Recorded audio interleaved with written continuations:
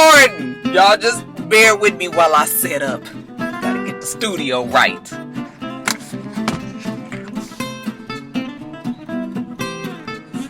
Oh, child. Okay. All the parking spaces. He parks right next to me. When I tell you I'm in the middle of nowhere at Target. Parks right next to me. What's up, Roxstars? It's Rox.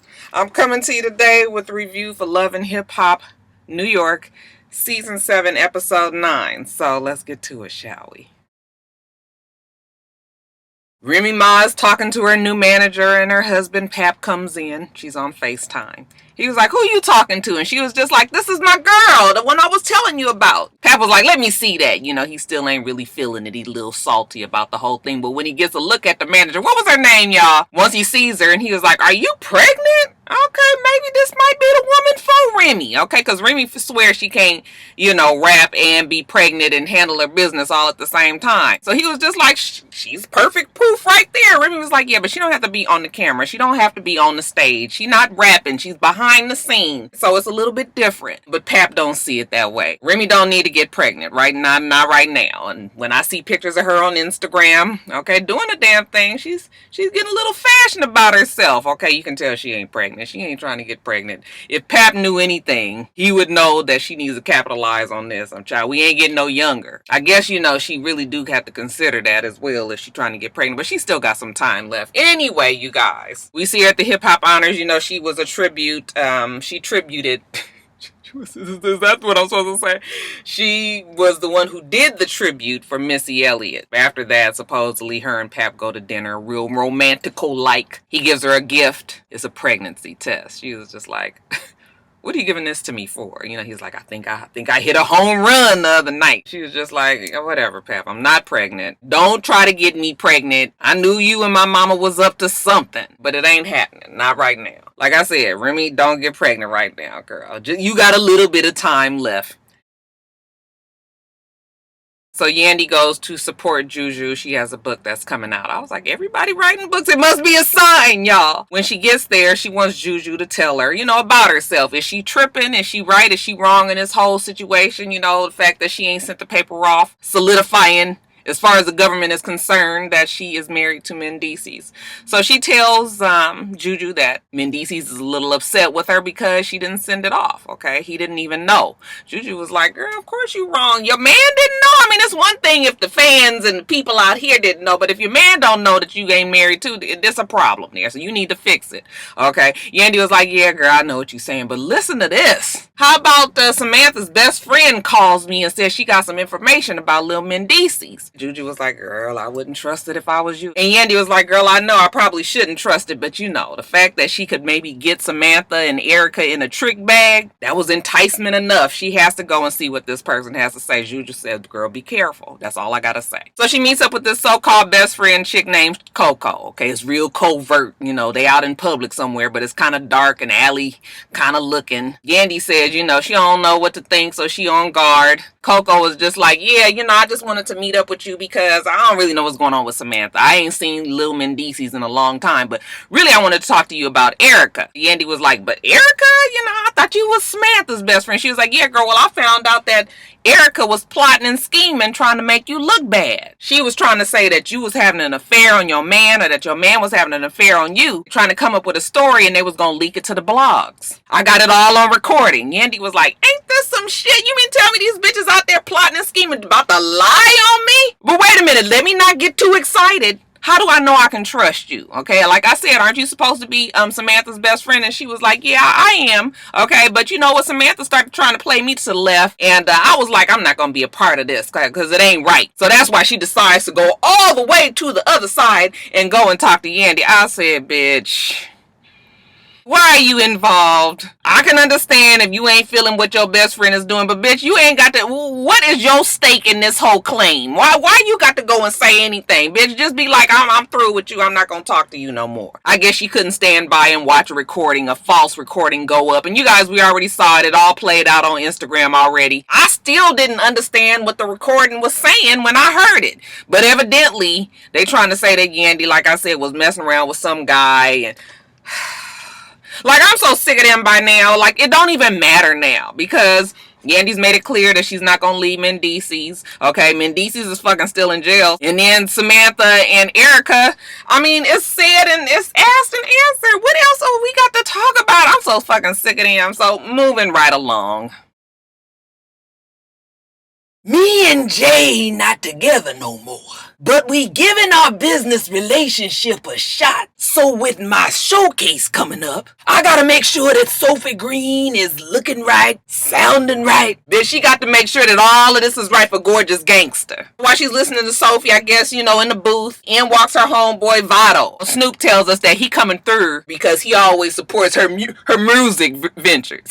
So they sit down and chop it up. She gave a lot of the responsibilities to Jay, and hopefully, that she won't fuck it up, okay? And Votto was just like, look, about that business and personal, it don't really mix, but as long as your girl knows her place, okay, knows the work that she gotta do, and does it, then it should be all gravy. Sue was just like, yeah, you right. I just want her mind frame to stay on the business. Why I gotta do all this every time?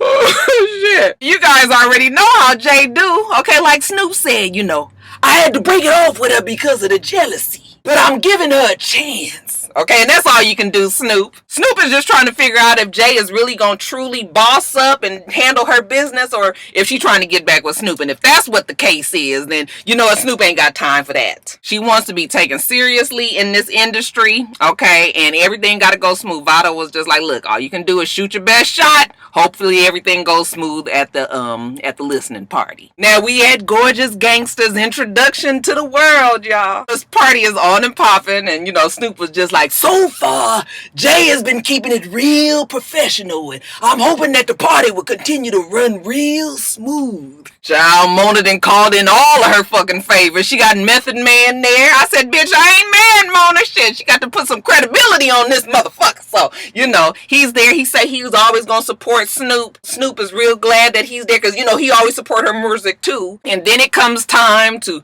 present her artist. I want to thank y'all for coming out to Gorgeous Gangster's launch party. Here goes this fool back there in the back. I love you, Snoop! It was just like, I love y'all even more. She was just like, y'all. I said, okay, here we go. Snoop, she trying to ignore the fool in the back, and she get to introducing her people, okay? So she got a plethora of artists, okay? First lady of Gorgeous Gangster, Shauna. Shauna comes out there on her slowed down Meek Mill flow, okay? Then we get Ike. Get it, I get it, I get it. I get it, I get it, I get it. Then Sophie, okay? She's sexy with hers. I said, child, okay. I'm not sure if she rapping or singing, somewhere a hybrid of the two. And honey, Jay was just like, bitch, everybody up in this motherfucker is bomb. Me and Snoop fixing to get paid, okay? That's all she thinking about. Her and Snoop are gonna get paid, even though this is fucking Snoop's label. Snoop was just like, oh God, okay? She knows she need to keep it professional. She gonna talk to Jay later, okay? But the party is going good and everybody's having fun and the artist was all real dope. So let's just ignore that for now, okay? So she tells her people after it was over, y'all did a really good job, and it was all good. And then here comes Jay, shut up, let me talk. Snoop was just like, shut up, don't shut me up, okay? Ask me, can you talk? Can you excuse me? Jay was just like, I want to say some shit. I said, child, here go this fool, okay? She didn't cut up so bad around there. Everybody was looking at her like, what is wrong with her? I don't know how it got from, talking about the party, but Jay all of a sudden says, Snoop can fuck who she want. What is you talking about? I don't know how this thing went so left, but I'm out. You crazy, man. So Snoop is leaving, and Jay, well, I'm leaving too. So she follows Snoop outside, and when they get outside, honey, that Snoop was up to here with Jay's fuck shit. Separate the fucking business from my personal shit. Come on, man. This right here, I cannot do this. I can't, man. I'm a grown-ass woman. My personal life is in the fucking privacy of my own home. Not this shit her. This is business. You think somebody gonna sign with my label with you out here acting like this? I'm out, man. Fuck this. Fuck that. She was so over that fucking Jay. And then, of course, Jay, because she don't know what else to do with herself, she just screams, ah! And she walks out. I said, child, Mona, if you don't stop her with this soap opera, All right, you guys. So Cisco is mad because the director of Baby Daddies, had the front on him at the damn Creep Squad meeting last time. It's Creep Squad. Nigga tried to jump over the table. He said his head is all fucked up and damn it, he need to talk to somebody. So guess who he gonna talk to, y'all? Another blast from the past. I said, Tara, bitch. No, they did not drag you out. Episode 9, honey. It's time to update the resume. Anyway, he tells Tara that him and, Peter, they ain't good right now. Tara's just like, welcome to the club. I'm so sick of Peter. We can't, we ain't in good terms right now. If it wasn't for the kids, I wouldn't have nothing to do. It's always them kids. She wouldn't have nothing to do with Peter right now. So she can't really tell you how, Peter moves, especially as the DBD. She don't really know her damn self. He says the DBD tried to beat my ass the other day because he was upset that, I cut him from a gig, he couldn't get his 10 G's. Tara was like, well, why would you do that? Because he got mouths to feed. Fuck, I'm waiting on a payment from him my damn self. Cisco says, yeah, I know that it's a lot, but the HHO, the ho-ho, he didn't open up a fucking restaurant and they didn't cut me in the deal. So they cut me out some money, so why not? Tara was like, you mad at the fucking ho-ho, and so now you want to take it out on Peter? Don't make no fucking sense. The DBD and the HHO is two totally different things, Cisco. So do you want to fix the shit or not? He was like, listen, I don't give a fuck if it's the CEFN, the DBD, or the HHO. I ain't kissing none of them motherfuckers' ass. He got all upset. He got the pounding on the damn bar. She was like, the fuck is wrong with you? I said, girl, you better get out the way. Something wrong with Cisco. That nigga's hyped up on something. Like, why is he so swole and crazy all the fucking time? I said, she gonna topple over on that damn stool. Mona, get him. He knew his ass was tripping too because he had a smirk on his face and then he had to show the back of his head for a long time until he could get it together. She was just like, I'm gonna need you to calm the fuck down. Do you want to fix this or not? Are you over there trying to get himself together? Then he finally say, I do. And she was like, okay, that's all we need. We ain't need all these other histrionics that you got going on here. Go on, have a talk with Peter and see what you guys can come up with. Now the CEFN, Chief Executive Fuck Nigga, DJ Excited Self, he also in a bad place with this whole thing with the Creep Squad, but so he can't worry too much about all of that. He got to take off that hat, Creep Squad, and now he's got to put on his Gwen and Entertainment beanie so he can get his artist to acting right, okay? Major Galore, she is the first lady of Gwen and Entertainment. She is insistent on being called the first fucking lady of Gwen and Entertainment. Girl, who the fuck cares? Okay, you first lady, so what? I mean, what is Gwen and Entertainment right there? She say that she be on the radio and that, her song Love Come Down is a big hit. I said, bitch, I know Love Come Down. Oh, you make my love come down. Hey. Ooh, you make my love come down. Make it go all the way down. Is that the same one? Bitch, you stole that damn song. Anyway, look, I done got thrown off singing my damn Love Come Down. That used to be the jam, y'all. She sits down and talks with Excited Self, and he's telling her, that, Gwen and Entertainment is about to be the next thing. And she was like, good, okay, I have no intentions of leaving you, but, you ain't slick. Okay, I heard that you was working with Mariah Lynn, and he was just like, well, what's wrong with Mariah Lynn? She was like, that bitch be talking salty about me and be saying all kind of shit about me, and I don't like that. He was like, what? I didn't know she was doing that. I guess I'm gonna have to go and talk to Mariah Lynn and get her ass in line too. Okay. Ooh, was my elbow is a little ashy, y'all. I'm sorry. Put a little. So the Gwen and God, now he got to go talk to Mariah Lynn. And Mariah Lynn feels pretty much the same way that Major Galore felt. Okay, that Major been talking major shit about her too, to the radio stations and all of that. And Mariah was like, shit, I ain't say nothing to no radio station. I might have said something on the slide, some DJs. Okay, bitch, ugly, whack. Okay, she ain't really on me. But other than that, I ain't really been talking about that girl. So Mariah Lynn was just like, yeah, I signed the contract. I'm ready to be with Gwen and Entertainment. Okay, we ready to take this to the next level. But I got a problem with the bitch. So, DJ Excited Self was just like, listen, what we gonna do is we gonna get you guys together and we have a conversation and try to work this whole thing out. Oh, I forgot to tell you guys that he had already told old girl that he had a position for her on the pre-stage of the Powerhouse event out there in New York, or the Tri-States, okay? So, she gonna be on the pre-stage. She was like, that's good, pre-stage today, main stage tomorrow, okay? He wants both Mariah and Major Galore to possibly get up there. So he telling her that they need to get this meeting together, okay? So, child, he go back and meet with Major Galore and he tell her, you know what, Mariah Lynn, she signed a contract, she on board, okay? She was just like, oh, well, why? Okay, he was like, because, y'all both my artists and I want to work with you guys both. Okay, Mariah Lynn is about to come down here. We're going to have a meeting. So Mariah Lynn comes down there and she says, Mariah Lynn comes down in her best duds. Excited Self says, we all need to be on the same page. Major Galore says, well, bitch, you was talking about me. Mariah Lynn said, bitch, you was talking about me. Major Galore said, you called me a stripper. Mariah Lynn says, you are a stripper. Child, it went all left real quick. They got to arguing back and forth about who don't respect who and who's the fucking first lady and all of this. And, DJ Excited Self was trying to get him to shut up. Okay, he can't even get a word in edgewise. But he finally get him to calm down. Listen, I'm going to have you both on the pre-stage, and then I got one slot for the main stage, and whoever win the pre-stage battle, that person gets to go on to the main stage. Major Galore's like, that ain't gonna work. He said it is and it will. Okay, so that's what it is. Okay, y'all get it ready. Okay, so they say they gonna get ready. Did the powerhouse already happen? Who was up there on the stage, y'all? Did either one of them get up there?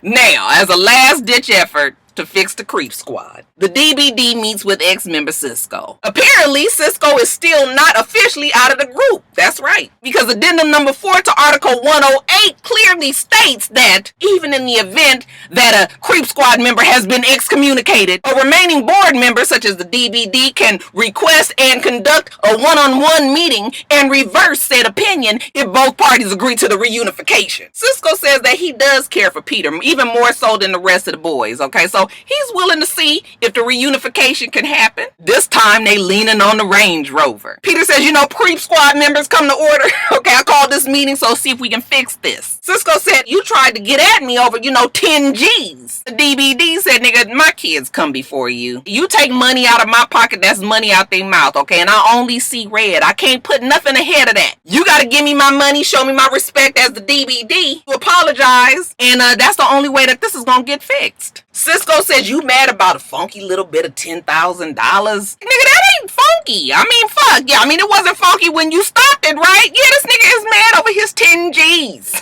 Peter said, listen, damn it. I got fucking 10 kids. 6 baby mamas. I said, God damn, that Peter know he been working. Fuck, 10 kids, 6 baby mamas. You sure fuck don't need his damn money, Cisco. Cisco's like, I know this nigga ain't threatening me again. The DBD was just like, nigga, look, it ain't nothing but a location change, a center change. Okay, the table gone, the range here. But what we gotta do? Cisco was like, fine, DBD, let's do this. Okay, and they rush each other like old broke ass Apollo Creed and Rocky Balboa. I was like, I'm so sick of these two. Of course, security rushes in, and Peter was just like, let us go, let his ass go, let his punk ass go. Cisco's going crazy over there. You trying to attack me? Here he go with the sob story, y'all. I'm telling you, Cisco is good for it. Every fucking season, he get up there wanting to cry about what's going on in his life. Okay, he don't know what's going on with me. I said, break out the violins. He was just like, I lost my family, I lost my wife. I was just like, excuse me, Cisco, I hate to be the bearer of bad news, but you lost your family, your wife, because of Diamond, which was your doing, right? You was fucking a girl in the cars and had her thinking that she was in a relationship with you. Remember that? Then he tells us that he's losing his wife, and I was just like, so you gonna play dirty today, huh? He lucky that he not lucky that his mama's sick, but he lucky that I'm not going to go in on his ass because his mother is sick. I got some sympathy for him, but he always trying to play a card like this, you guys. Every time something happens, he get to talking about, what's going on in his life. Like that give you license to get out here and act the fucking donkey, wanting to beat everybody up and all this. Peter was just like, what's going on, Cisco? Look, I'm not talking to you as a damn Creep Squad member right now. I'm talking to you as my homeboy, okay? As the godfather of my kid, okay? What's happening? That's when Cisco get to telling them about the mama being sick and that she's dying, okay? And Peter was just like, why you didn't say that? I wouldn't even have came at you like that if I, had known that you was going through some shit. Only because his mother's dying. That I won't harp on the fool of fucking niggotry that is Cisco. Make a long story short, they figure it out. They hug and make up. Peter was just like, nigga, you one damn bipolar ass nigga out here wanting to beat somebody ass 1 minute, okay, crying the next minute, okay, hugging the next minute. Cisco say that he was gonna give him his money back, and Peter said he don't want the money back. I said, Peter, you better take that money. I know I was supposed to do that whole thing with my voice down, and I just realized that I didn't, child. I'm all out of breath and hot and tired. Let me get my ass back to work. You guys make sure that you rate, comment, and subscribe to the channel. I'm itsrox. The channel is for itsrox. Everything else I do will be in the bottom bar. All right. So I hope that you have a wonderful, wonderful rest of your day. And I plan on doing the same. Until next time, Roxstars. Bye.